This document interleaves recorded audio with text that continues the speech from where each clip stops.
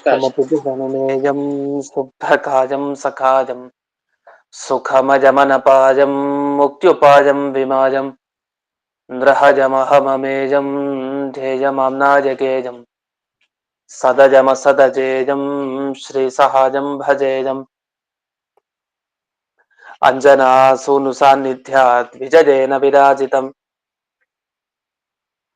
अजितप्रीतिजनकं भजेऽहं विजयध्वजम् तपस्वाध्याय शुश्रूषा कृष्णपूजारतं मुनिम् विश्वेशमिष्टदं वन्दे परिम्राट् चक्रवर्तिनं श्रीगुरुभ्यो नमः हरिः ओम् जन्माद्यस्य यतोऽन्वजादितरतश्चार्थेष्वभिघ्नस्वराट् तेने ब्रह्महृदाय आदिकवये मुख्यन्ति यं सूरजः तेजो वारिमृदां यथा विनिमयो यत्र त्रिसर्गो मृषा धाम्ना स्वेन सदा निरस्तकुहकं सत्यं परं धीमहि ॐ स्वस्त्यस्तु सताम् अशेष सन्मङ्गलानि भवन्तु सम्यक् श्लोकैकश्रवणपठनमात्रेण वक्तुश्च श्रोतॄणाम् अखिल कलिकृतकल्मष अपनोदनपटुतरे श्रीमद्भागवते महापुराणे द्वितीयस्कन्धे चतुर्थाध्याये अद्य कथानुवादे सति किंचित् पूर्वकथानुवादः ಈ ಹಿಂದೆ ಶುಕಾಚಾರ್ಯರು ಭಾಗವತ ಪುರಾಣ ಹೇಳೋದ್ರ ಮುಂಚೆ ಮೊದಲಿಗೆ ಮಂಗಳ ಆಚರಣೆನ ಮಾಡಿ ಅದನ್ನ ಮುಂದುವರಿಸ್ತಾ ಇದ್ದಾರೆ. ಮಂಗಳ ಆಚರಣೆ ಒಂದಾಯ್ತು, ಈಗ ಎರಡನೇ ಮಂಗಲಾಚರಣೆ ನೋಡ್ಬೇಕು. ಅದರ ಮುಂಚೆ ಹಿಂದಿನ ಶ್ಲೋಕದಲ್ಲಿ ಒಂದು ಮಾತು ಬಂತು, ಗೃಹೀತ ಶಕ್ತಿ ತ್ರಿತಜಾಯ ದೇಹಿನಾಂ ಅಂತ. ಭಗವಂತ ತಾನು ಸೃಷ್ಟಿ ಮಾಡ್ಬೇಕಾದ್ರೆ 3 ಶಕ್ತಿಯನ್ನ ತಗೊಂಡ ಅಂತ ಬಂತು. ಗೃಹೀತ ಶಕ್ತಿ ತ್ರಿತಯ, ತ್ರಿತಯ ಅಂದ್ರೆ 3ರ ಒಂದು ಗುಂಪು. 3 ಶಕ್ತಿ ತಗೊಂಡ ದೇವರು ಈ ಜಗತ್ತನ್ನ ಸೃಷ್ಟಿ ಮಾಡ್ಲಿಕ್ಕೆ ಅಂತ. ಕೆಲವರು ಏನ್ ಅರ್ಥ ಮಾಡ್ತಾರೆ ಈ ವಾಕ್ಯಕ್ಕೆ, ಈ ಪದಕ್ಕೆ ಏನ್ ಅರ್ಥ ಮಾಡ್ತಾರೆ ಅಂದ್ರೆ ಬ್ರಹ್ಮ ವಿಷ್ಣು ಮಹೇಶ್ವರ, ಬ್ರಹ್ಮ ವಿಷ್ಣು ಮಹೇಶ್ವರ ತ್ರಿಮೂರ್ತಿಗಳು, ತ್ರಿಮೂರ್ತಿ ಯಾಗಿ ಭಗವಂತ ಬಂದು ತ್ರಿಮೂರ್ತಿಯಾಗಿ ಆಮೇಲೆ ಈ ರಜಸ್ಸು ಸತ್ವ ಮತ್ತೆ ತಮಸ್ಸು ಎಲ್ಲ ಗುಣ ತಗೊಂಡ. ಬ್ರಹ್ಮ ಅಂತಂದ್ರೆ ಬ್ರಹ್ಮ ರೂಪದಿಂದ ಸತ್ವಗುಣ ತಗೊಂಡ, ಆಮೇಲೆ ವಿಷ್ಣು ರೂಪದಿಂದ ಇದು ಬ್ರಹ್ಮ ರೂಪದಿಂದ ರಜೋಗುಣ, ಮೊದಲಿಗೆ ರಜೋಗುಣ, ಆಮೇಲೆ ವಿಷ್ಣು ರೂಪದಿಂದ ಸತ್ವಗುಣ, ಮತ್ತೆ ಮಹೇಶ್ವರ ಶಿವನ ರೂಪದಿಂದ ತಮೋ ಗುಣವನ್ನ ತಗೊಂಡ. ಈ 3 ಗುಣ ತಗೊಂಡು ಸೃಷ್ಟಿ ಮಾಡ್ದ ಅಂತ ವ್ಯಾಖ್ಯಾನ ಮಾಡಿದ್ದಾರೆ ಕೆಲವರು. ಆದ್ರೆ ಇದು ತಪ್ಪು. ಯಾಕೆಂದ್ರೆ ಭಗವಂತ ತಾನು ತ್ರಿಮೂರ್ತಿ ಅಲ್ಲ. ತ್ರಿಮೂರ್ತಿ ಅಲ್ಲ ಅಂದ್ರೆ ತ್ರಿಮೂರ್ತಿಯಲ್ಲಿ ಸೇರಿರುವಂತಹ ಬ್ರಹ್ಮ ವಿಷ್ಣು ಮಹೇಶ್ವರ ಈ 3 ಜನರನ್ನು ತಗೊಂಡಾಗ ಮೂಲ ಭಗವಂತ ಏನಿದ್ದಾನೆ ಆ ಭಗವಂತನಿಗೂ ಈ ಬ್ರಹ್ಮ ವಿಷ್ಣು ಮಹೇಶ್ವರರಲ್ಲಿ ಮಹೇಶ್ವರ ಮತ್ತೆ ಬ್ರಹ್ಮ ಇಬ್ಬರಿಗೂ ಭೇದ ಅನ್ನೋದು ಇದ್ದೇ ಇದೆ, ಇಬ್ರು ಒಂದಲ್ಲ. ಹಾಗಾದ್ರೆ ತ್ರಿಮೂರ್ತಿಗಳಲ್ಲಿ ವಿಷ್ಣು ಮಾತ್ರ ಮೂರ ನಾರಾಯಣ ಅಷ್ಟೇ, ನಾರಾಯಣನೇ ವಿಷ್ಣು. ನಾರಾಯಣ ಬ್ರಹ್ಮನಾಗೂ ಬರ್ಲಿಲ್ಲ, ಮಹೇಶ್ವರನಾಗೂ ಬರ್ಲಿಲ್ಲ. ಅದರಿಂದ 3 ರೂಪದಿಂದ ತಾನು ತನ್ನ ಮಾಯಾಶಕ್ತಿಯಾದ ಈ ರಜಸ್ಸು ಸತ್ವ ತಮೋ ಈ ಗುಣಗಳನ್ನ ತಗೊಂಡು ತಾನು ಸೃಷ್ಟಿ ಮಾಡ್ದ ಅನ್ನೋದು ತಪ್ಪು. ಯಾಕಂದ್ರೆ ಸೃಷ್ಟಿ ಮಾಡ್ಬೇಕಾದ್ರೆ ಇಡೀ ಜಗತ್ತನ್ನ ಸತ್ವಗುಣ ರಜೋಗುಣ ತಮೋ ಗುಣ ಬಳಸ್ಕೊಳ್ಳಿಲ್ಲ ಅಂತಿಲ್ಲ, ದೇವರು ಅದನ್ನ ಬಳಸ್ಕೊಂಡಿದ್ದಾನೆ. ಆದ್ರೆ ಅದೊಂದು ನಿಮಿತ್ತ ಅಷ್ಟೇ, ಅದು ಪ್ರಮುಖ ಕಾರಣ ಅಲ್ಲ, ನಿಜವಾದ ಕಾರಣ ಅದಲ್ಲ. ನಿಜವಾದ ಕಾರಣ ಏನು? ಅವನ ಜ್ಞಾನ, ಅವನ ಇಚ್ಛೆ, ಅವನ ಪ್ರಯತ್ನ, ಇದೇ ಮುಖ್ಯ ಕಾರಣ. ಇದೆಲ್ಲ ದೇವರ ಸ್ವರೂಪ, ಅದೇನ್ ಬೇರೆ ಅಲ್ಲ. ಅವನ ಎಲ್ಲಾ ಗುಣಗಳು ಒಂದೇ. ಆದ್ರೂ ಈ ವಿಶೇಷ ಭಗವಂತನಲ್ಲಿ ಆ ವಿಶೇಷವಾದ ಒಂದು ಪದಾರ್ಥ ಇದೆ, ವಿಶೇಷವಾದ ಒಂದು ಪದಾರ್ಥ, ವಿಶೇಷ ಅಂತಾನೆ ಅದರ ಹೆಸರು. ಅದರಿಂದ ಒಂದೇ ಆದ್ರು ಆ ಜ್ಞಾನ ಇಚ್ಛಾ ಪ್ರಯತ್ನ ದೇವರು ಎಲ್ಲ ಒಂದೇ. ಅವನ ಜ್ಞಾನ ಬೇರೆ ಅಲ್ಲ, ಅವನಿಗಿಂತ ಅವನ ಇಚ್ಛೆ ಬೇರೆ ಅಲ್ಲ, ಅವನಿಗಿಂತ ಅವನ ಪ್ರಯತ್ನ ಬೇರೆ ಅಲ್ಲ. ಆದ್ರೂ ಬೇರೆ ತರಹ ಅನ್ನೋ ವ್ಯವಹಾರ ಮಾತ್ರ ಮಾಡ್ತೀವಿ, ಹಾಗಿದೆ ಅಂತ. ಇಂಥ 3 ಶಕ್ತಿಗಳನ್ನ ಇಟ್ಟುಕೊಂಡು ತಾನು ಭಗವಂತ ಈ ಸಮಗ್ರ ಜಗತ್ತಿನ ಸೃಷ್ಟಿ ಮಾಡದ ಹೊರತು ಈ ಕ್ಷಣಿಕವಾದ ಅಂದ್ರೆ ಈ ಸತ್ವಗುಣ ರಜೋಗುಣ ತಮೋಗುಣ ಇದೆಲ್ಲ ಒಂದ್ ದಿವ್ಸ ಹೊರಟೋಗತ್ತೆ, ಅದು ನಿತ್ಯ ಅಲ್ಲ, ಅನಿತ್ಯ. ಅದಕ್ ನಾಶ ಇದೆ. ಅಂತ ಗುಣ ತಗೊಂಡು ದೇವರು ಯಾವಾಗಲೂ ಸೃಷ್ಟಿ ಮಾಡ್ತಾನೆ ಅನ್ನೋದು ತಪ್ಪು. ಯಾವಾಗ್ಲೂ ಆ ಗುಣಗಳು ಸಿಗಲ್ಲ. ಆ ಗುಣಗಳು ಇಟ್ಕೊಂಡು ದೇವರಿಗೆ ಸೃಷ್ಟಿ ಮಾಡೋ ಅಗತ್ಯನೂ ಇಲ್ಲ. ಒಂದು ನೆಪ ಮಾಡ್ಕೊಂಡ ನಿಮಿತ್ತ ಅಷ್ಟೇ. ಅವನು ತನ್ನ ಇಚ್ಛಾ ಜ್ಞಾನ ಪ್ರಯತ್ನದಿಂದಲೇ ಇಡೀ ಜಗತ್ತಿನ ಸೃಷ್ಟಿಯನ್ನ ಮಾಡ್ತಾನೆ ಅಂತ ಈ ವಿಷಯ ಹಿಂದಕ್ ಬಂದಿದೆ. ಆ ವಿಷಯವನ್ನ ಗಮನಿಸಿ, ಇಂಥ ಪರಮ ಪುರುಷ ಕಣ್ಣು ಕಾಣ್ಬೇಕಲ್ಲ ಹಾಗಾದ್ರೆ ಅಂತ ಒಂದು ಪ್ರಶ್ನೆ ಮಾಡ್ಕೊಂಡು. ಯಾಕೆ ಈಗ ಮಡಿಕೆ ಮಾಡೋನ್ ಕಣ್ಣಕ್ ಕಾಣ್ತಾನೆ, ಲೋಕದಲ್ಲೆಲ್ಲ ಕಾಣ್ತಾರಲ್ಲ, ಯಾರು ಏನೇ ಮಾಡಿದ್ರು ಅದು ಕಾಣತ್ತಲ್ಲ, ಅಂತ ವ್ಯಕ್ತಿಗಳ ದರ್ಶನ ಆಗತ್ತಲ್ಲ. ಈ ಇಡೀ ಜಗತ್ತನ್ನ ಸೃಷ್ಟಿ ಮಾಡಿದ ಈ ದೇವರು ಯಾಕೆ ಗೊತ್ತಾಗ್ತಾ ಇಲ್ಲ ಅಂದ್ರೆ, ಅದೇ ಅವನ ಶಕ್ತಿ. ಅವನು ಈ ಪ್ರಾಣಿಗಳ ಒಳಗಡೆ ಇದ್ರು ಅವನು ಸಿಗೋದಿಲ್ಲ. ಅದೇ ಅವನ ಮಹಾತ್ಮೆ. ನಿಮ್ ಜೊತೆಗಿದ್ರು ನಿಮ್ಗೆ ಆಟ ಆಡಿಸ್ತೀನಿ ಅಂತ ನಿಮಗ್ ಕಾಣಿಸಲ್ಲ. ಹತ್ರಕ್ಕಿದ್ರು ಪರಮಾತ್ಮ ಸಿಗಲ್ಲ. ಕೃಷ್ಣ ಯಶೋದೆಗೆ ಹಾಗೆ ಮಾಡಿದ್ದ, ಕೊನೆಗೆ ಅವನೇ ಸಿಗಾಕೊಂಡ. ಹತ್ರಕ್ಕಿದ್ರು ಭಗವಂತ ಸಿಗಲ್ಲ. ಅದು ವಸ್ತುತ ಯಶೋದೆ ಕಾಣ್ತಾ ಇದ್ದಾಳೆ ಕೃಷ್ಣನನ್ನ, ಕಾಣ್ತಾ ಇದ್ರು ಹತ್ರಕ್ಕೆ ಸಿಗಲ್ಲ. ದೇವರು ಓಡ್ದ, ಅವನಿಗೆ ಇಚ್ಛೆ ಬಂದಾಗ ಕಾಣಿಸ್ತಾನೆ. ಅದೇ ರೀತಿ ದೇವರು ನಮ್ಮಿಂದ ಬಚ್ಚಿಟ್ಕೊಂಡಿದ್ದಾನೆ. ಬಚ್ಚಿಟ್ಕೊಂಡಿದ್ದಾನೆ ಅಂದ್ರೆ ನಮ್ಮ ಒಳಗಡೆ ಇದ್ದಾನೆ, ಆದ್ರೆ ಕಾಣಿಸೋದೇ ಇಲ್ಲ. ಅವನ ದಾರಿನೂ ಸಿಗಲ್ಲ ಹುಡ್ಕೊಂಡು ಹೋದ್ರೆ, ಅಷ್ಟು ಕಷ್ಟ. ಅದಕ್ಕೋಸ್ಕರನೇ ಈ ಶಾಸ್ತ್ರ. ಹೀಗೆ ಅಂತರ್ಧ್ರುವಾಯ ಅನುಪಲಭ್ಯ ವರ್ತಮನೆ ಅನ್ನೋ ಭಾಗದ ವಿವರಣೆಯನ್ನು ಹಿಂದಕ್ಕೆ ಮಾಡಿದ್ರು. ಇದು ಈ ಹಿಂದಿನ ಶ್ಲೋಕದಲ್ಲಿ ಬಂದಿದ್ದ ವಿಶೇಷಗಳು. ಅದರಲ್ಲಿ ಒಂದು ಪ್ರಕಾಶ ಸಂಹಿತೆ ಅಂತ ಒಂದು ಗ್ರಂಥ ಇದೆ. ಆ ಪ್ರಕಾಶ ಸಂಹಿತೆಯ ಮಾತನ್ನ ಇಲ್ಲಿ ಉಲ್ಲೇಖ ಮಾಡ್ತಾರೆ. ಎಲ್ಲ ಪಂಚರಾತ್ರ ಅಂತ ಏನ್ ಕೇಳ್ತೀವಿ, ಆ ಪಂಚರಾತ್ರಗಳಲ್ಲಿ ಅನೇಕ ಸಂಹಿತೆಗಳಿದೆ, ಅಂದ್ರೆ ಒಂದೊಂದು ಭಾಗಗಳು. ಅದರಲ್ಲಿ ಪ್ರಕಾಶ ಸಂಹಿತೆ ಅಂತ ಏನ್ ಭಾಗ ಇದೆ, ಅದರಲ್ಲಿ ಹೀಗೆ ತಿಳಿಸಿದ್ದಾರೆ. ಅದನ್ನ ಭಾಗವತ ತಾತ್ಪರ್ಯದಲ್ಲಿ ಮಧ್ವಾಚಾರ್ಯರು ಉಲ್ಲೇಖ ಮಾಡಿದ್ದಾರೆ. ಇಚ್ಛಾ ಜ್ಞಾನಂ ಕ್ರಿಯಾ ಚೇತಿ ನಿತ್ಯಾಶಕ್ತಯ ಈಶಿತು ಸ್ವರೂಪಭೂತ ಅಪಿತು ಭೇದವತ್ ವ್ಯಾವಹಾರಿಕಾಹ ಇತಿ ಪ್ರಕಾಶ ಸಂಹಿತಾ ವಚನ ನಿತ್ಯ ಗೃಹೀತ ಶಕ್ತಿತ್ವಮೇವ. ಅಂದ್ರೆ ಪ್ರತಿನಿತ್ಯ ಭಗವಂತ ತಾನು ಮೂರು ಶಕ್ತಿಗಳನ್ನ ತಗೊಂಡು ಎಲ್ಲ ಮಾಡ್ತಾನೆ ಅಂತ. ಪ್ರತಿನಿತ್ಯ ಏನ್ ತಗೊಳ್ಳೋದು? ರಜೋಗುಣ, ಸತ್ವಗುಣ, ತಮೋಗುಣ ಅದ್ಯಾಕ್ ತಗೊಳ್ಬೇಕು? ಅದು ಪ್ರತಿನಿತ್ಯ ಇರೋದಲ್ಲ, ಯಾಕೆ ಅದು ನಿತ್ಯನೇ ಅಲ್ಲ. ಅದಕ್ಕೂ ಹುಟ್ಟು ನಾಶಗಳ ತರ ನಾಶ ಇದೆ ಅದಕ್ಕೆ. ಅದನ್ನ ಪ್ರತಿನಿತ್ಯ ಹೇಗ್ ತಗೊಳ್ತಾನೆ? ಅಷ್ಟೇ ಅಲ್ಲ, ದೇವರು ತಾನೇನ್ ಗ್ರಹಿಸ್ತಾನೆ ಅದು ಅವನ ಶಕ್ತಿ. ದೇವರ ಶಕ್ತಿ ಅಂದ್ರೆ ಅದು ಯಾವಾಗ್ಲೂ ಇರ್ಬೇಕು ದೇವರ ತರ. ಆದ್ರೆ ಸತ್ವಗುಣ, ರಜೋಗುಣ, ತಮೋಗುಣ ದೇವರ ಶಕ್ತಿ ಅಂತ ತಗೊಂಡ ಅದು ಯಾವಾಗ್ಲೂ ಇರಲ್ಲ ಜೊತೆಗೆ. ಅಂದ್ರೆ ಅದಕ್ಕೆ ಹೌದು, ಅದನ್ನ ತಗೊಳ್ಬಾರ್ದು. ಇಚ್ಛಾ, ಜ್ಞಾನಂ, ಕ್ರಿಯಾ ಅಂತ ಈ ಮೂರನ್ನ ತಗೊಳ್ಬೇಕು. ಇದೇ ಭಗವಂತನ ನಿತ್ಯವಾದ ಶಕ್ತಿ. ಇದು ದೇವರಿಗಿಂತ ಬೇರೆನೂ ಅಲ್ಲ. ದೇವರು ಇಚ್ಛಾ ಒಂದೇ, ದೇವರು ಅವನ ಜ್ಞಾನ ಒಂದೇ, ದೇವರ ಅವನ ಪ್ರಯತ್ನ ಒಂದೇ ಅಂತ ಒಂದೇ ಅನ್ನೋ ಭಾವನೆಯನ್ನ ತಾಳ್ಬೇಕು. ಆದ್ರೆ ಭೇದವತ್ ವ್ಯಾವಹಾರಿಕ, ಬೇರೆ ಬೇರೆ ಅನ್ನೋ ತರ ವ್ಯವಹಾರ ಇದೆ ಅಷ್ಟೆ. ಅದೇನಾಯ್ತು ಅಂದ್ರೆ, ನಮ್ಮ ಜ್ಞಾನ, ನನ್ನ ದೇಹ, ನನ್ನ ಪುಸ್ತಕ, ನನ್ನ ಮನೆ, ನನ್ನ ಸಂಪತ್ತು ಹೀಗೆಲ್ಲ ಹೇಳ್ತೀವಲ್ಲ, ಹಾಗೆ ದೇವರ ಜ್ಞಾನ, ದೇವರ ಇಚ್ಛೆ, ದೇವರ ಪ್ರಯತ್ನ ಅಂತ ಮಾತಾಡ್ತಾ ಇದೀವಿ ಅಷ್ಟೇ. ವಾಸ್ತವಿಕವಾಗಿ ದೇವರು ಬೇರೆ ಅಲ್ಲ, ದೇವರ ಜ್ಞಾನ ಬೇರೆ ಅಲ್ಲ ಅಂತ ಈ ತರ ತಿಳಿಬೇಕು ಅಂತ. ಇಷ್ಟಾಗಿ ಶುಕಾಚಾರ್ಯರು ಮುಂದಕ್ಕೆ, ಇದು ಮತ್ತೆ ವಿಡಿಯೋ ಆಫ್ ಮಾಡ್ಕೊಡಿ, ಒಬ್ರ ಮಾಡ್ಕೊಂಡಿಲ್ಲ ಅಂತ ಮೆಸೇಜ್ ಹಾಕ್ತಾ ಇದ್ದಾರೆ. ಇನ್ನು ಶುಕಾಚಾರ್ಯರು ತಾವು ಪುನಃ ಭಗವಂತನ ನಮಸ್ಕಾರವನ್ನ ಮಾಡ್ತಾ ಇದ್ದಾರೆ ಭಕ್ತಿಯ ಪೂರ್ವಕವಾಗಿ. ಯಾಕೆ ಮಾಡ್ತಾ ಇದ್ದಾರೆ ಅಂದ್ರೆ, ದೇವರ ಅನುಗ್ರಹ ಎಲ್ರಿಗೂ ಬೇಕಾಗಿದೆ. ದೇವರ ಅನುಗ್ರಹವನ್ನು ನಾವೆಲ್ಲ ಬಯಸ್ತೀವಿ. ಈ ದೇವರ ಅನುಗ್ರಹ ಪಡಿಬೇಕು ಅಂದ್ರೆ ಏನ್ ಮಾಡ್ಬೇಕು? ಜೀವ ಏನ್ ಸಾಧನೆ ಮಾಡ್ಬೇಕು?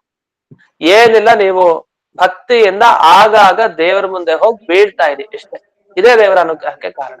ಇದಕ್ಕಿಂತ ಒಂದು ದೊಡ್ಡ ಸಾಧನ ಸಿಗೋದೇ ಇಲ್ಲ ಅಂತ ಶುಕಾಚಾರ್ಯರು ತಾವು ಮತ್ತೆ ಮತ್ತೆ ನಮಸ್ಕಾರ ಮಾಡೋ ಮುಖಾಂತರ ಆ ದೇವರ ಅನುಗ್ರಹವನ್ನು ಪಡೆಯುವಂತಹದಕ್ಕೆ ಉಪಾಯವನ್ನ ತಿಳಿಸಿದ್ದಾರೆ. ಹಾಗಾದ್ರೆ ಎಲ್ಲದಕ್ಕಿಂತಲೂ ಭಗವಂತನ ಪ್ರಸಾದ ಪಡಿಲಿಕ್ಕೆ ಬೇಕಾದ ಸಾಧನಗಳಲ್ಲಿ ಶ್ರೇಷ್ಠವಾದ ಸಾಧನ ಅಂದ್ರೇನು? ಭಕ್ತಿಯಿಂದ ಮತ್ತೆ ಮತ್ತೆ ದೇವರಿಗೆ ನಮಸ್ಕಾರ ಮಾಡೋದೇ ಸಾಧನ. ಹಾಗಾಗಿ ದೇವರ ಪ್ರೀತಿ ಪಡಿಬೇಕು ಅಂದ್ರೆ ಅವನಿಗೆ ಹೋಗಿ ಹೋಗಿ ಬೀಳ್ತಾ ಇರ್ಬೇಕು, ನಮಸ್ಕಾರ ಮಾಡ್ತಾ ಇರ್ಬೇಕು ಭಕ್ತಿಯಿಂದ. ಅದನ್ನ ಇಲ್ಲಿ ಈ ಶ್ಲೋಕದಲ್ಲಿ ತಿಳಿಸ್ತಾ ಇದ್ದಾರೆ. 13ನೇಯ ಶ್ಲೋಕ. ಭೂಯೋ ನಮಃ ಸದ್ವ್ರಜಿನತ್ ಹೃದಯ ಸತಾಂ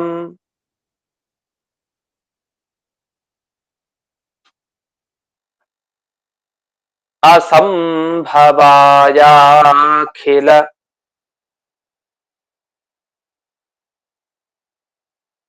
ಸತ್ವಮೂರ್ತಯೇ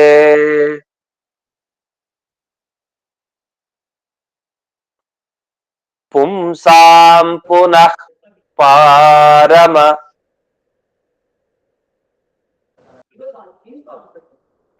ಹಂಸ್ಯ ಆಶ್ರಮೇ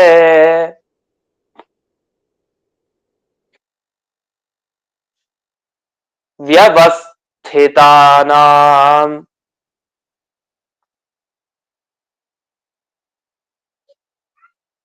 ಅನುಮೃಗ್ಯದಾಶುಷೇ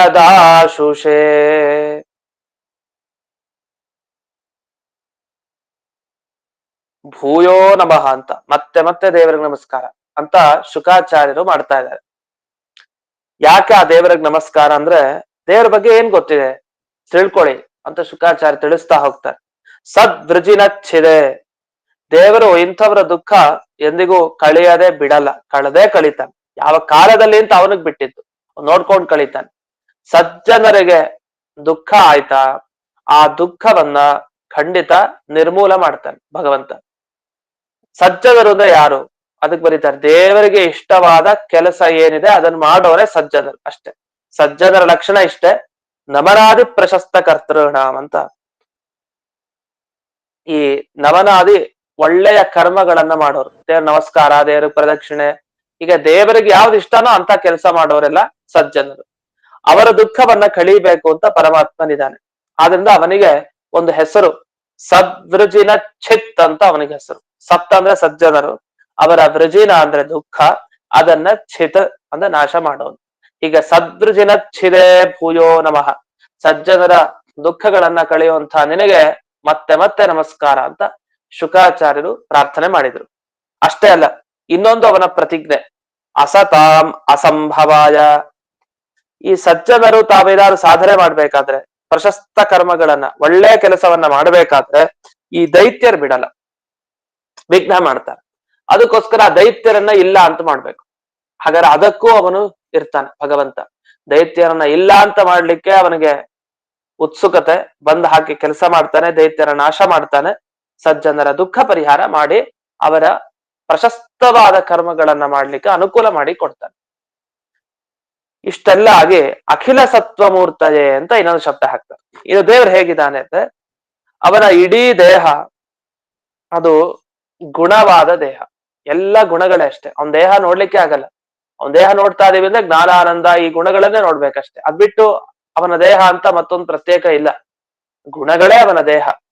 ಇಲ್ಲಿ ಅಖಿಲ ಸತ್ವ, ಅಖಿಲ ಅಂದ್ರೆ ಎಲ್ಲ ಸದ್ಗುಣಗಳು ಅಂತ ಅರ್ಥ. ಆ ಎಲ್ಲ ಸದ್ಗುಣಗಳು ಮೂರ್ತಿಯಾಗಿದೆ, ದೇಹ ಆಗ್ಬಿಟ್ಟಿದೆ ದೇವರಿಗೆ ಅಂತ. ಇಲ್ಲೊಂದು ಮಾತು ಹೇಳ್ತಾರೆ ವ್ಯಾಖ್ಯಾನದಲ್ಲಿ, ಎಲ್ಲ ಗುಣದಲ್ಲಿ ಸತ್ವ ಅನ್ನೋ ಗುಣನು ಸೇರಿದತ್ತಲ್ಲ, ಮತ್ ಯಾಕೆ ಅಖಿಲ ಸತ್ವ ಎರಡೆರಡು ಯಾಕೆ ಬೇರೆ ಹೇಳಿದ್ರಿ? ಈಗ ಬ್ರಾಹ್ಮಣ ಪರಿವ್ರಾಜಕಾಹ ಆಗತಾಹ, ಬ್ರಾಹ್ಮಣರು ಬಂದ್ರು, ಪರಿವ್ರಾಜಕರು ಬಂದ್ರು ಅಂತ, ಅಂದ್ರೆ ಸನ್ಯಾಸಿಗಳು ಬಂದ್ರು ಅಂತ ಅರ್ಥ. ಪರಿವ್ರಾಜಕರು ಅಂದ್ರೆ ಸನ್ಯಾಸಿಗಳು. ಹಾಗಾದ್ರೆ ಅಲ್ಲಿ ನೋಡಿ, ಬ್ರಾಹ್ಮಣರು ಈ ಸಭೆಗೆ ಬಂದ್ರು, ಸನ್ಯಾಸಿಗಳು ಈ ಸಭೆಗೆ ಬಂದ್ರು ಅಂತ. ಆಗ ಒಬ್ಬರು ಪ್ರಶ್ನೆ ಕೇಳಿದ್ರು, ಯಾಕೆ ಸನ್ಯಾಸಿಗಳೆಲ್ಲ ಬ್ರಾಹ್ಮಣರಲ್ವಾ ಅಂತ ಪ್ರಶ್ನೆ ಕೇಳಿದ್ರು. ನಿಜವಾಗಿ ಸನ್ಯಾಸಿಗಳು ಬ್ರಾಹ್ಮಣರೇ.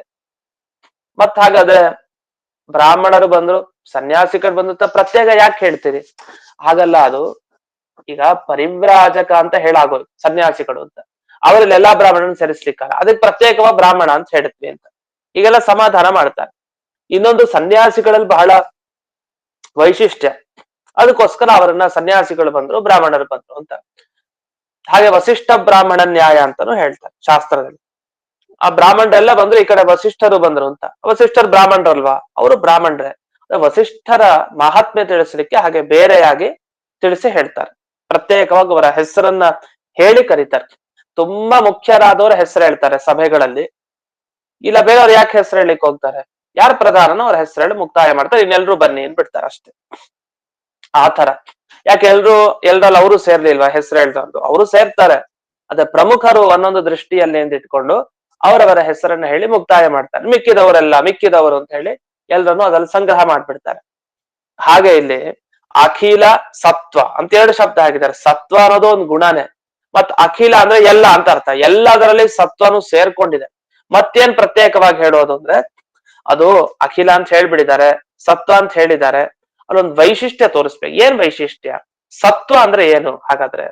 ಸತ್ವ ಅಂದ್ರೆ ನಾವು ತಿಳ್ಕೊಂಡಿರೋ ತರ ಸತ್ವಗುಣ, ರಜೋಗುಣ, ತಮೋಗುಣ ಅಲ್ಲಿ ಸೇರಿರೋ ಸತ್ವಗುಣ ಇದೆಯಲ್ಲ ಅದಲ್ಲ. ಭಗವಂತರನ್ನ ಸತ್ವಗುಣ ಇರೋನು ಅವನು ಸತ್ಯ ಅಂತ ಯಾಕೆ ಕರೀತಾರೆ ಅಂದ್ರೆ ಈ ಕಾರಣಕ್ಕಂತೆ. ಒಂದು ಮಾತಿದೆ, ಮಹಾಸಂಹಿತೆ ಅಂತ ಗ್ರಂಥ. ಮಹಾಸಂಹಿತೆಯಲ್ಲಿ ಹೇಗೆ ಪ್ರಕಾಶ ಸಂಹಿತೆ ಇದೆಯೋ ಹಿಂದೆ ಬಂತು, ಅದೇ ರೀತಿ ಮಹಾಸಂಹಿತೆ ಅಂತಿದೆ. ಅಲ್ಲಿ ಮಧ್ವಾಚಾರ್ಯರು ಅಲ್ಲಿ ಬಂದ ವಾಕ್ಯವನ್ನು ಉದಾಹರಿಸ್ತಾರೆ. ನಿಷ್ಠೇಷ ಗುಣಪೂರ್ಣತ್ವಾತ್ ಸತ್ಯ ಸತ್ವ ಇತ್ಯೇವ ತಂಬಿದು ಅಂತ. ಅಲ್ಲಿ ಸತ್ಯ ಇತ್ಯೇವ ತಂಬಿದು ಅಂತ ಆಗ್ಬೇಕು, ಸತ್ಯ ಅಂತ ಅಂದ್ರೆ, ಅಥವಾ ಸತ್ವ ಅಂದ್ರೆ ಸತ್ವಗುಣ ಇರೋನು ಅಂತ ಆ ಅರ್ಥದಲ್ಲಿ ಇಟ್ಕೊಳ್ಬೇಕು. ಇದಕ್ಕೇನರ್ಥ? ಸಕಲ ಗುಣ ಪೂರ್ಣನಾಗಿದ್ದಾನೆ, ಒಂದು ಗುಣ ಅವನನ್ನ ಬಿಟ್ಟಿಲ್ಲ, ಅದಕ್ಕೋಸ್ಕರ ಅವನನ್ನ ಸತ್ಯ ಅಂತ ಕರೀತಾರೆ ಅಂತಿದೆ. ಹಾಗಾದ್ರೆ ಸತ್ಯ ಸತ್ವ ಸತ್ವಮೂರ್ತಿ ಅಂತ ಹೇಳಿದ ಕೂಡಲೇ ಸತ್ವಮೂರ್ತಿ ಅಂತ ಕೂಡ ಎಲ್ಲಾ ಗುಣ ಬಂತು, ಹಾಗೆ ಅರ್ಥ ಮಾಡಿದ್ದಾರೆ. ಆದ್ರೆ ಸತ್ಯ ಅಂತ ಯಾವಾಗ ಕರೆಯೋದು? ಅವನನ್ನ ಪೂರ್ಣ ಗುಣಗಳಿಂದ ತುಂಬಿದ್ರೆ ಮಾತ್ರ ಅವನನ್ನ ಸತ್ಯ ಅಂತ ಕರೀತಾರೆ. ಸತ್ವ ಇರೋನು ಸತ್ಯ ಆಗ್ತಾನೆ. ಇಂಥ ಸತ್ಯ ಅನ್ನೋ ಗುಣದ ಅರ್ಥವನ್ನ ಹೀಗ್ ಬಿಡಿಸ್ತಾರೆ. ಅದನ್ನ ಸತ್ವ ಗುಣವನ್ನ ತಗೊಳ್ಳೋದಲ್ಲ. ಇದು ಸತ್ಯ ಅಂದ್ರೆ ಯಾವುದೇ ಗುಣಗಳು ಅವನಲ್ಲಿ ಇಲ್ಲ ಅಂತ ಹೇಳಿಕ್ ಬರಲ್ಲ, ಎಲ್ಲ ಗುಣಗಳಿಂದ ಅವನು ತುಂಬಿದ್ದಾರೆ ಅಂದ್ರೆ ಅವನನ್ನ ಸತ್ಯ ಅಂತ ಕರೀತಾರೆ. ಯಾಕೆ ಹಾಗೆ ಅಂದ್ರೆ ಕೆಲವು ವ್ಯಾಖ್ಯಾನಕಾರರೆಲ್ಲ ಇಲ್ಲಿ ಹಾಗೆ ಅರ್ಥ ಮಾಡ್ಬಿಟ್ಟಿದ್ದಾರೆ. ಅದು ಅವನಲ್ಲಿ ಸತ್ವಗುಣ, ರಜೋಗುಣ, ತಮೋಗುಣ, ಇದರಲ್ಲಿ ಸತ್ವಗುಣ ಇದೆ, ಶುದ್ಧ ಸತ್ವಗುಣ, ಅದು ತುಂಬಾ ಶುದ್ಧ. ಆ ಸತ್ವಗುಣ ಅಂದ್ರೆ ಒಳ್ಳೆಯವರಲ್ಲೂ ಕಾಣಿಸಲ್ಲ, ಅಷ್ಟು ಇನ್ನೂ ಪ್ಯೂರ್ ಆಗಿರತ್ತೆ ಆ ಸತ್ವಗುಣ ಅವನಲ್ಲಿ ಅಂತ ವ್ಯಾಖ್ಯಾನ ಮಾಡಿದ್ದಾರೆ. ಅದೇ ವಸ್ತುತಃ ದೇವರಲ್ಲಿ ಆ ಸತ್ವ ಗುಣ ಇದೆ ಅಂತ ಹೇಳ್ಬಾರ್ದು. ಪ್ರಕೃತಿ ಸಂಬಂಧಪಟ್ಟ ಗುಣ ಈ ಸತ್ವಗುಣ, ಅವನಲ್ಲಿ ಇರುವಂತಹ ಸತ್ವ ಅದು ಬೇರೆ, ಅದು ಇದು ಸಾಮಾನ್ಯವಾದದ್ದು ಅಲ್ಲವೇ ಅಲ್ಲ, ಈ ತರದ ಸತ್ವ ಅಲ್ಲವೇ ಅಲ್ಲ. ಪ್ರಕೃತಿಯ ಗುಣ ಎಂದಿಗೂ ದೇವರಲ್ಲಿ ಹೇಳೋ ಹಾಗಿಲ್ಲ. ಮತ್ತು ಹೀಗೆ ಈ ಅಖಿಲ ಸತ್ವಮೂರ್ತ ಎನ್ನುವ ಪದದ ವಿವರಣೆ ಮಾಡಿ, ಪುಂಸಾಂ ಪುನಃ ಪಾರಮಹಂಸ ಆಶ್ರಮೆ, ಈ ದೇವರು ಯಾರಿಗ್ ಒಲಿತಾನೆ ಬೇಗ? ಶುಕಾಚಾರ್ಯರು ಹೇಳಿದ್ರು ಪಾರಮಹಂಸ ಆಶ್ರಮೆ, ಪರಮಹಂಸಾಶ್ರಮಿಗಳಿಗೆ ಅಂದ್ರೆ ಸನ್ಯಾಸಿಗಳು ಯಾರಿದ್ದಾರೆ ಅವರಿಗೆ ಭಗವಂತ ಬೇಗ ಒಲಿತಾನೆ. ಅವ್ರು ಏನ್ ಪ್ರಾರ್ಥನೆ ಮಾಡ್ತಾರೋ ಅದನ್ನ ಅವನು ದಯಪಾಲಿಸ್ತಾನೆ. ಅನುಮೃಗ್ಯದ ಆಶುಷೆ, ಅದ್ ಹೇಗೆ ಅಂದ್ರೆ ಅವನೇ ಹುಡ್ಕೊಂಡ್ ಬಂದು ಅವರ ಅಭೀಷ್ಟಗಳನ್ನ ಪೂರ್ಣೆ ಮಾಡ್ತಾನಂತೆ. ಅಂಥ ಅಂದ್ರೆ ಕೇವಲ ಸನ್ಯಾಸಾಶ್ರಮದಲ್ಲಿರುವಂಥ ಯಾವ ಜನರಿದ್ದಾರೆ ಅವರಿಗೆ ಮಾತ್ರ ತಾನೇ ಭಗವಂತ ಅವರು ಬೇಡದ್ದನ್ನ ಹುಡ್ಕೊಂಡ್ ಬಂದು ಅವರ ಈ ಇಷ್ಟಾರ್ಥವನ್ನ ಪೂರ್ಣೆ ಮಾಡ್ತಾನೆ. ಅಂಥ ಭಗವಂತನಿಗೆ ಭೂಯೋ ಭೂಯ ಮತ್ತೆ ಮತ್ತೆ ನಮಸ್ಕಾರ ಅಂತ. ಹಾಗಾದ್ರೆ ಒಳ್ಳೆ ಕಥೆ ಆಯ್ತಲ್ಲ ಇದು, ಒಂದ್ ರೀತಿ ಸಂತೋಷ ಆಯ್ತು. ಹೌದು, ಸನ್ಯಾಸಿಗಳನ್ನ ಕಂಡ್ರೆ ದೇವರಿಗೆ ಎಷ್ಟು ಇಷ್ಟ, ತಾನೇ ಅವರ ಹತ್ರ ಬಳಿ ಬಂದು ಅವರ ಇಷ್ಟಾರ್ಥವನ್ನ ಪೂರ್ಣೆ ಮಾಡ್ತಾರೆ. ಹಾಗಾಗಿ ನಾವು ಏನೇ ಆದ್ರೂ ಸನ್ಯಾಸಿಗಳ ಬಳಿ ನಾವು ಹೋಗಿ, ಯತಿ ಶ್ರೇಷ್ಠರ ಬಳಿ ಹೋಗಿ ಅವರ ಬಳಿ ಪ್ರಾರ್ಥನೆ ಮಾಡಿ, ನೀವು ಭಗವಂತನ ಅನುಗ್ರಹ ನಮಗೆ ದೊರಕಿಸಿಕೊಡಿ ಅಂತ ಕೇಳ್ಬೇಕು. ಯಾಕೆ? ಅವ್ರಿಗೆ ಬೇಗ ಭಗವಂತ ತಾನೇ ಹುಡ್ಕೊಂಡ್ ಬಂದು ಅವ್ರಿಗೆ ಅನುಗ್ರಹ ಮಾಡ್ತಾನೆ. ಅದನ್ನ ಶುಕಾಚಾರ್ಯರೇ ಹೇಳಿದ್ರು. ಏನು? ಪುಂಸಾಂ ಪುನಃ ಪಾರಮಹಂಸ ಆಶ್ರಮೆ, ಪುಂಸಾಂ ಮನುಷ್ಯರಲ್ಲಿ ಪರಮಹಂಸಾಶ್ರಮಿಗಳು ಯಾರಿದ್ದಾರೆ ಅವರಿಗೆ ವ್ಯವಸ್ಥಿತಾನಾಂ ಅಂದ್ರೆ ಪರಮಹಂಸಾಶ್ರಮ ವ್ಯವಸ್ಥೆಯಲ್ಲಿ ಯಾರಿದ್ದಾರೆ ಅವರಿಗೆ ಅನುಮೃಗ್ಯದ ಶುಷೆ, ಹುಡ್ಕೊಂಬಂದು ತಾನೇ ಎಲ್ಲಾ ಅಭೀಷ್ಟಗಳನ್ನ ಪೂರ್ಣೆ ಮಾಡ್ತಾನೆ. ಹೀಗೆ ಸನ್ಯಾಸಿಗಳಿಗೆ ಅತೀ ಮಹತ್ವ ಇದೆ.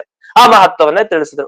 ನಮ್ಗನ್ಸತ್ತೆ ಶುಕಾಚಾರ್ಯರು ಸನ್ಯಾಸಿಗಳೇ, ಎಲ್ಲ ಬಿಟ್ಟು ಬಂದವರು, ವೈರಾಗ್ಯ ಶಿಖಾಮಣಿ, ಆದ್ರಿಂದ ಸನ್ಯಾಸಿಗಳ ಬಗ್ಗೆ ಅವ್ರು ಹೊಗಳ್ಕೊಳ್ತಾ ಇದ್ದಾರೆ ಅಂತಂದ್ರೆ ಹಾಗೇನಿಲ್ಲ.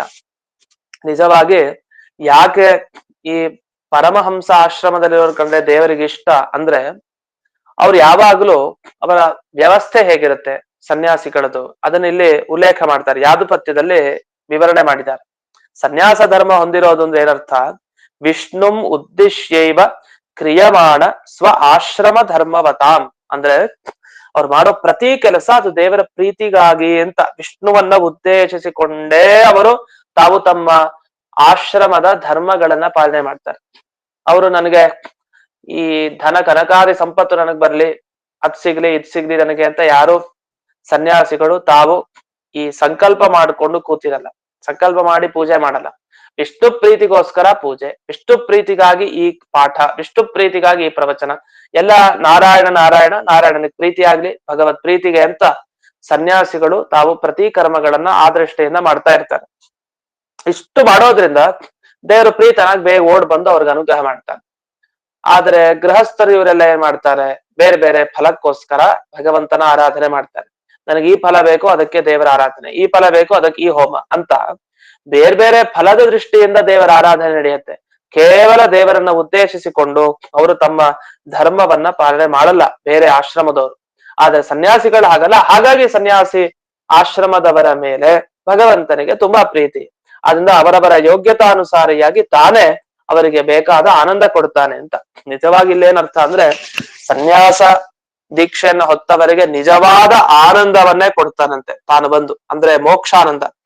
ನಿಜವಾದ ಅವರ ಯೋಗ್ಯತೆಗೆ ತಕ್ಕ ಆನಂದ ಏನಿದೆ ಅದನ್ನ ಅಂಥವರಿಗೆ ಕೊಡ್ತಾನೆ.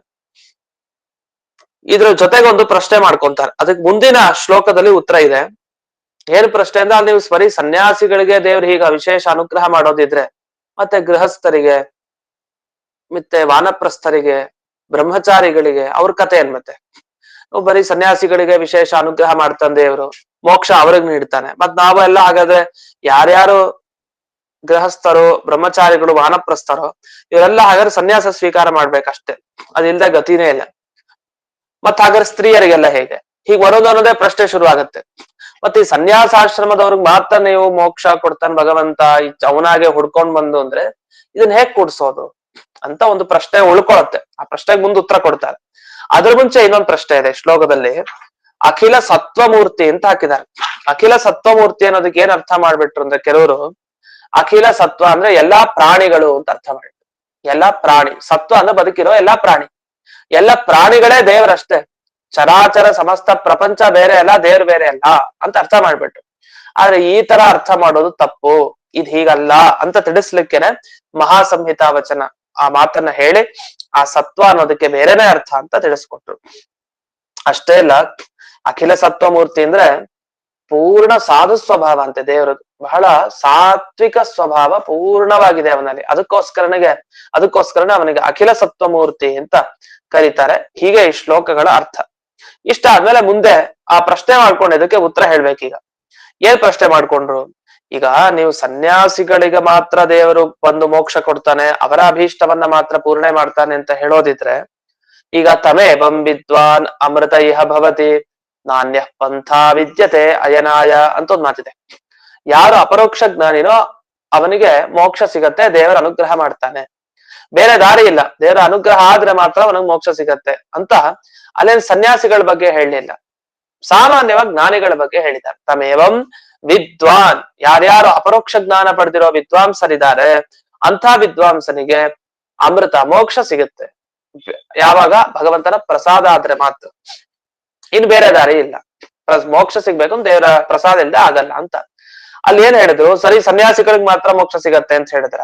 ಅಮೃತೋ ಭವತಿ ವಿದ್ವಾನ್ ಅಷ್ಟೇ. ಯಾರ್ಯಾರು ಅಪರೋಕ್ಷ ಜ್ಞಾನ ಪಡ್ಕೊಂಡಿದಾನೋ ದೇವರದು, ಯಾರ್ಯಾರು ಭಗವಂತನ ಅನುಗ್ರಹ ಪಡೆದಿದಾರೋ ಅವರೆಲ್ಲ ಮೋಕ್ಷಕ್ಕೆ ಹೋಗ್ತಾರ ಅಷ್ಟೇ. ಮತ್ ಹಾಗಾದ್ರೆ ನೀವು ಬರೀ ಪಾರಮಹಂಸೆ ಆಶ್ರಮ ಅಂತ ಹಿಂದೆ ಬಂತಲ್ಲ, ಆ ಶಬ್ದಕ್ಕೆ ಪರಮಹಂಸಾಶ್ರಮಿಗಳು ಸನ್ಯಾಸ ಆಶ್ರಮದವ್ರನ್ನ ಮಾತ್ರ ನೀವು ತಗೊಂಡು ಅವ್ರಿಗೆ ಮಾತ್ರ ದೇವರು ಮೋಕ್ಷ ಕೊಡ್ತಾನೆ ಅಂದ್ರೆ ಈ ಮಾತಿಗೆ ಮತ್ತೆ ಅರ್ಥ ಏನು? ವೇದವಾಕ್ಯ ಇದು, ತಮೇವಂ ವಿದ್ವಾನ್ ಸಾಮಾನ್ಯ ವಾಕ್ಯ ಅಲ್ಲ. ನೀವು ಭಾಗವತದ ಮಾತಿಗೆ ಏನೋ ಒಂಥರ ಅರ್ಥ ಮಾಡ್ಲಿಕ್ಕೆ ಹೋಗಿ ವೇದ ಮಾತಿನ ವಿರೋಧ ಕಟ್ಕೊಂಡ್ರಿ. ವೇದ ಒಂದ್ ಹೇಳ್ತಾ ಇದೆ, ಎಲ್ಲರಿಗೂ ಅದು ಮೋಕ್ಷವನ್ನ ದಯಪಾಲಿಸ್ತಾ ಇದೆ ದೇವರಿಂದ, ಅದ ಜ್ಞಾನಿ ಆಗ್ಬೇಕಷ್ಟೇ, ಇಷ್ಟೇ ಅದ್ರ ಉದ್ದೇಶ. ಆದ್ರೆ ಭಾಗವತಲ್ಲಿ ಆಗಲ್ಲ, ಕೇವಲ ಸನ್ಯಾಸಾಶ್ರಮಿಗಳಿಗೆ ಅಂತ. ನಮಗೆ ಯಾವ್ದು ಇಷ್ಟ ಆಗತ್ತೆ? ವೇದದ ಮಾತೇ ಇಷ್ಟ ಆಗತ್ತೆ. ಯಾಕಂದ್ರೆ ನಾವು ಅದ್ರಲ್ಲಿ ಸೇರ್ಬಹುದೋ ಏನೋ ಅಂತ ಒಂದು ಭ್ರಮೆ ಇರತ್ತೆ. ಅಂತೂ ಈ ತಮೇವಂ ವಿದ್ವಾನ್ ಅಮೃತ ಇಹ ಭವತಿ ಅನ್ನೋ ಇದರಲ್ಲಿ ಎಲ್ಲರಿಗೂ ಕೂಡ, ಎಲ್ಲ ಅಧಿಕಾರಿಗಳಿಗೆ ಸಾಧಾರಣವಾಗಿ ಮೋಕ್ಷ ಸಿಗತ್ತೆ ದೇವರ ಪ್ರಸಾದದಿಂದ ಇದ್ರೆ ಅಂತ ಹೇಳಿದ್ದಾರೆ. ಇದನ್ನ ಇಲ್ಲಿ ಭಾಗವತಲ್ಲಿ ಬರ್ಲಿಲ್ಲ, ಹಾಗಾದ್ರೆ ವಿರುದ್ಧ ಆಯ್ತಲ್ವಾ ಅಂತ ಒಂದು ಪ್ರಶ್ನೆ. ಮತ್ತೊಂದು ಅನುವ್ಯಾಖ್ಯಾನ ಶ್ಲೋಕ ಜಿಜ್ಞಾಸಾಧಿಕರಣದಲ್ಲಿ ಮೊದಲಿಗಲ್ಲಿ ಆಚಾರ್ಯರು ಒಂದು ಕಡೆ ಅನುವ್ಯಾಖ್ಯಾನ ಶ್ಲೋಕ ಉಲ್ಲೇಖ ಮಾಡ್ತಾರೆ. ಬಂಧ ಮಿಥ್ಯಾತ್ವ ಅಂತ ಬರುತ್ತೆ ಒಂದು ಪ್ರಸಂಗ, ಬಂಧ ಮಿಥ್ಯಾತ್ವ ಖಂಡನೆ ಅಂತ. ಅಲ್ಲಿ ಹೇಳ್ತಾ, ಅಜ್ಞಾನಾಂ ಜ್ಞಾನದೋ ವಿಷ್ಣು ಜ್ಞಾನಿನಾಂ ಮೋಕ್ಷದಶ್ಚ ಸಹ ಆನಂದದಶ್ಚ ಮುಕ್ತಾನಾಂ ಸಯೇವೈಕೋ ಜನಾರ್ದನ ಅಂತ ಮಧ್ವಾಚಾರ್ಯರ ಒಂದು ಉಲ್ಲೇಖ ಮಾಡ್ತಾರೆ, ಒಂದು ವೇದ ವಾಕ್ಯವನ್ನ. ಅದ್ರ ಅರ್ಥ ಏನು? ಅಜ್ಞಾನಂ ಜ್ಞಾನದೋ ವಿಷ್ಣು. ಯಾರ ಅಜ್ಞಾನಿಗಳೋ ಅವರಿಗೆ ಜ್ಞಾನ ಕೊಡ್ತಾನೆ, ಯಾರಿಗೆ ಜ್ಞಾನ ಕೊಟ್ಟನೋ ಅವರಿಗೆ ಮೋಕ್ಷ ಕೊಡ್ತಾನೆ, ಯಾರಿಗೆ ಮೋಕ್ಷ ಕೊಟ್ಟನೋ ಅವರಿಗೆ ವಿಶೇಷವಾದ ಆನಂದ ಮೋಕ್ಷದಲ್ಲಿ ಕೊಡ್ತಾನೆ. ಯಾರು? ಸಯೇವ ಏಕ, ಅವನೊಬ್ಬರೇ ಇವೆಲ್ಲ ಮಾಡೋದು. ಯಾರು? ಜನಾರ್ದನ ಅಂತ. ಇಷ್ಟಿದೆ ಮಾತು. ಇಲ್ಲಿ ನೋಡಿದ್ರೆ ನೀವು ಬರೀ ಸನ್ಯಾಸ ಆಶ್ರಮದಲ್ಲಿ ಅವ್ರಿಗೆ ಮಾತ್ರ ದೇವರು ಹುಡ್ಕೊಂಡ್ ಬಂದು ಮೋಕ್ಷ ಕೊಡ್ತಾನೆ ಅಂತ ಹೇಳಿದಿರಿ, ಇದು ತಪ್ಪಲ್ವಾ? ಅಂತ ಮಂದ ಆಶಂಕೆ ಅಂತಾರೆ. ಈ ತರ ಪ್ರಶ್ನೆ ಮಾಡಿದ್ರೆ ನೀವು ಮಂದರು ಅಂತ, ಪೆದ್ರು ಈ ತರ ಪ್ರಶ್ನೆ ಮಾಡೋರು ಅಂತ. ಮತ್ತೆ ಆದ್ರೆ ಪೆದ್ರ ಇದು ನಿಜವಾಗಿ ಪ್ರಶ್ನೆ ಬರುತ್ತಲ್ವಾ ಅಂದ್ರೆ ನಿಜ, ಪ್ರಶ್ನೆ ಮಾಡಿದ್ರಿಂದಲೇ ಪೆದ್ರು. ಸರಿಯಾಗಿ ಅರ್ಥ ಮಾಡ್ಕೊಳ್ಬೇಕಾಗಿತ್ತು. ನೀವು ಮಂದಾಶಂಕೆ ಮಾಡಿದಿರಿ. ಇಲ್ಲಿ ಹಿಂದೆ ಪಾರಮಹಂಸ ಆಶ್ರಮೆ ಅನ್ನೋದಕ್ಕೆ ಏನ್ ಅರ್ಥ? ನಾವ್ ಅನ್ಕೊಂಡಿದ್ ಪರಮಹಂಸರು ಅಂದ್ರೆ ಯಾರು? ಸನ್ಯಾಸಿಗಳು ಅಂತಾನೆ ಅರ್ಥ. ಆ ಆಶ್ರಮದಲ್ಲಿ ಯಾರು ಇರ್ತಾರೋ ಅವರಿಗೆ ಅಂತಾನೆ ಅರ್ಥ ಬರುತ್ತಲ್ವಾ ಅಂತ ಇದು ಮಾಡೋ ಶಂಕೆ, ಪ್ರಶ್ನೆನೂ ಕೂಡ ಮಂದರಿಗೆ ಬರೋ ಪ್ರಶ್ನೆ ಹೊರತು ಬೇರೆಯವ್ರಿಗಲ್ಲ. ಅದೆಲ್ಲ ಎಲ್ಲಿ? ಈ ಪ್ರಶ್ನೆ ಬಂದದಕ್ಕೆ ಏನು ಉತ್ತರ? ಅದಕ್ಕೆ ಪರಿಹರಿಷ್ಯನ್, ಇದಕ್ಕೆ ಪರಿಹಾರ ಮಾಡ್ತಾರೆ. ಪರಿಹಾರ ಮಾಡ್ತಾ ಮಾಡ್ತಾ ಭಾಗವತ ಶಾಸ್ತ್ರಕ್ಕೆ ವಿರುದ್ಧವಾಗಿ ಈ ವೇದವಾಕ್ಯ ಹೇಳ್ತಾ ಇಲ್ಲ, ವೇದವಾಕ್ಯದ ವಿರುದ್ಧವಾಗಿ ಭಾಗವತನೂ ಹೇಳ್ತಾ ಇಲ್ಲ ಅಂತ ಉತ್ತರ ಕೊಡ್ಲಿಕ್ಕೋಸ್ಕರ ಮುಂದಿನ ಶ್ಲೋಕ ಹೊರಟಿದೆ. ನಮೋ ನಮಸ್ತೆ ಅಂತ, ನಮೋ ನಮಸ್ತೆ ಅಂತ. ಇದೆಲ್ಲ ಗಮನಿಸಿ. ಮೊದಲನೇ ಶ್ಲೋಕದಲ್ಲಿ ನಮಃ ಪರಸ್ಮೈ ಶುರು ಮಾಡಿತು. ಆಮೇಲೆ ಎರಡನೇ ಶ್ಲೋಕದಲ್ಲಿ ಭೂಯೋ ನಮಸ್ಸತ್, ಮತ್ತೆ ನಮಃ ನಮಃ ನಮಸ್ಕಾರ ನಮಸ್ಕಾರ, ಮತ್ತೆ ಶುಕಾಚಾರ್ಯರು ದೇವರಿಗೆ ನಮಸ್ಕಾರ ಮಾಡ್ತಾರೆ. ಮುಂದಿನ ಶ್ಲೋಕಕ್ಕೆ ಬಂದ್ರೆ ನಮೋ ನಮಸ್ತೆ, ಮತ್ತೆ ನಮೋ ನಮಸ್ತೆ ಅಂತಾನೆ ಶುರು ಮಾಡ್ತಾರೆ ಶುಕಾಚಾರ್ಯರು. ದೇವರ ಅನುಗ್ರಹ ಪಡಿಬೇಕಾ? ನಮಃ ನಮಃ ನಮಃ, ನಮಸ್ಕಾರ ನಮಸ್ಕಾರ ನಮಸ್ಕಾರ ಅಂತ ಅಂತಾನೆ ಇರ್ಬೇಕು, ಹೋಗಿ ಬೀಳ್ತಾ ಇರ್ಬೇಕು ಭಕ್ತಿಯಿಂದ. ಅದನ್ನ ಇಲ್ಲಿ ಶುಕಾಚಾರ್ಯ ತಿಳಿಸ್ಕೊಟ್ರು. ಅದ ಪ್ರಶ್ನೆಗೆ ಏನು ಉತ್ತರ ಬಂತು ಅಂತ ಇನ್ನೂ ನಮಗ್ ಗೊತ್ತಾಗ್ಲಿಲ್ಲ. ಈ ಮುಂದಿನ ಶ್ಲೋಕದಲ್ಲಿ ಉತ್ತರ ಹೇಳ್ತಾರೆ. ಅದೇನು ಉತ್ತರ ಹೇಳ್ತಾರೆ ಅನ್ನೋದನ್ನ ನಾಳೆ ದಿವಸ ನೋಡೋಣ ಅಂತ ಹೇಳ್ತಾ ಇಂದಿನ ಪಾಠವನ್ನ ಅಸ್ಮದ್ ಗುರುವಂತರ್ಗತ ವ್ಯಾಸತೀರ್ಥ ಗುರುವಂತರ್ಗತ ಭಾರತೀಯ ರಮಣ ಮುಖ್ಯ ಪ್ರಾಣ ಅಂತರ್ಗತ ಶ್ರೀಮನ್ ಮೂಲ ಗೋಪಾಲಕೃಷ್ಣನಿಗೆ ಅರ್ಪಣೆ ಮಾಡ್ತೇನೆ. ಶ್ರೀ ಕೃಷ್ಣ ಅರ್ಪಣ. ನಮಸ್ಕಾರ. ಧನ್ಯವಾದ. ನಮಸ್ಕಾರ ಗುರುಗಳೇ. ನಮಸ್ಕಾರ ಗುರುಗಳೇ. ನಮಸ್ಕಾರ ಆಚಾರ್ಯ.